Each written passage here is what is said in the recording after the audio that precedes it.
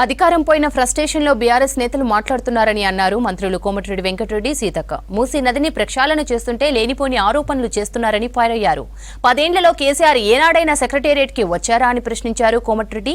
పండుగ ముందు ఇది ఉద్యోగాల జాతర అని అన్నారు సీతక్క.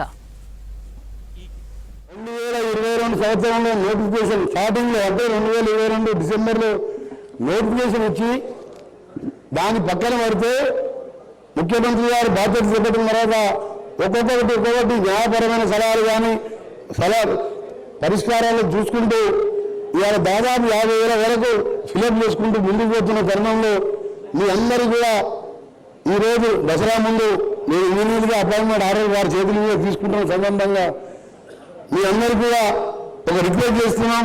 ఈ ప్రభుత్వం చెప్పిన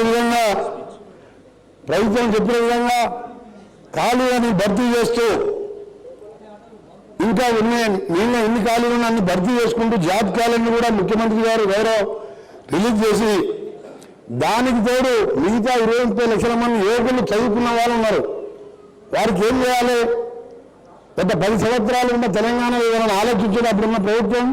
కానీ గౌరవనీయులు మన ముఖ్యమంత్రి గారు స్కిల్ యూనివర్సిటీ అని ఈరోజు పెద్ద క్యాంపస్ తీసుకుని సంవత్సరానికి 10,000 మంది ఆనంద్ మహేంద్ర అని ప్రముఖ యూనివర్సిటీకి దాన్ని చైర్మన్గా పెట్టి స్కిల్ యూనివర్సిటీతో పాటు మీ అందరూ కూడా ఇంజనీరింగ్ చదువుకున్న సబ్జెక్ట్ నాలెడ్జ్ ఉంటుంది, కానీ మీ ప్రాక్టికల్ లేక మీ సెలెక్ట్ కాలేకపోతుంది.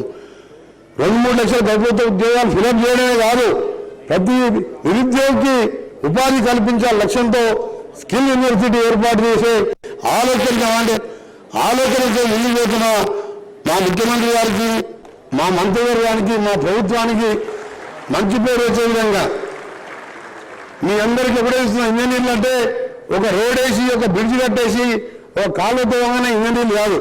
మీరు కట్టే పని, మీరు చేసే పని నాణ్యత ఉన్నదా లేదా, 24 గంటలు మీరు ఏ పని చేసినా దాన్ని క్వాలిటీ మెయింటైన్ చేస్తూ అది రాత్రైనా సరే పని జరిగే సమయంలో మీరు అక్కడ ఉండాలి. అసిస్టెంట్ ఇంజనీర్ ముఖ్యం.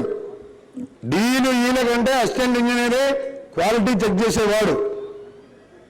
కానీ ఈ రోజుల్లో చూస్తున్నాం, ఒకటే సలహా ఇస్తున్నాను. ఎందుకంటే ఇటీవల చూస్తున్నాము ఇంజనీర్లు విచారణకు హాజరవుతుందంటే ఎంత బాధ అనిపిస్తుందో మీరు చూడండి. చాలా రోజులు నా దగ్గర కూడా మన వాళ్ళు వచ్చి ఎప్పుడు ఇస్తారని చెప్పడం జరిగింది.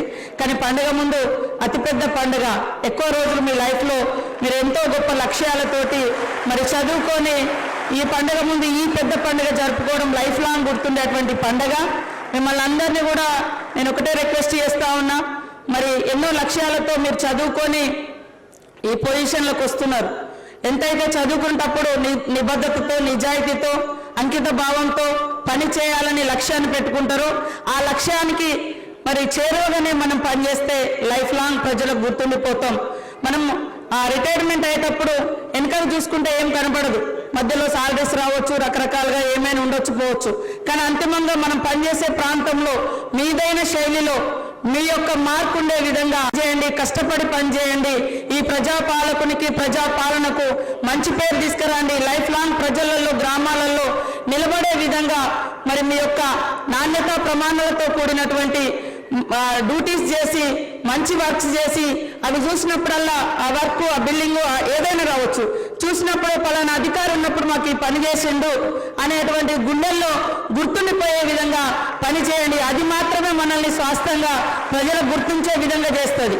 ఏది కూడా ఉండదు స్వాస్థ్యం, కానీ మనం ప్రజలకు చేసిన పని మాత్రమే ఉంటుంది. కాబట్టి ఈరోజు సీఎం రేవంత్ రెడ్డి గారు ప్రజాపాలకుడిగా ఉంటూ మరి అనేక చిక్కుముడులన్నీ కూడా విడదీస్తూ, ఎవరికి వాళ్లకు ఉద్యోగ అవకాశాలు కల్పిస్తూ, పెండింగ్లో ఉన్న వాటిని కూడా క్లియర్ చేస్తూ ఈరోజు పండుగ ముందు కొలువుల జాతర అద్భుతంగా నిర్వహిస్తున్నందుకు, వారు ఈ టైం ఇచ్చి మనకు ఈ యొక్క అపాయింట్మెంట్ ఆర్డర్స్ అన్నీ కూడా మీకు అందిస్తున్నందుకు వారికి ప్రత్యేక ధన్యవాదాలు తెలియజేస్తూ మీ అందరికీ మరొకసారి సద్దుల బతుకమ్మ దసరా శుభాకాంక్షలను తెలియజేస్తాం.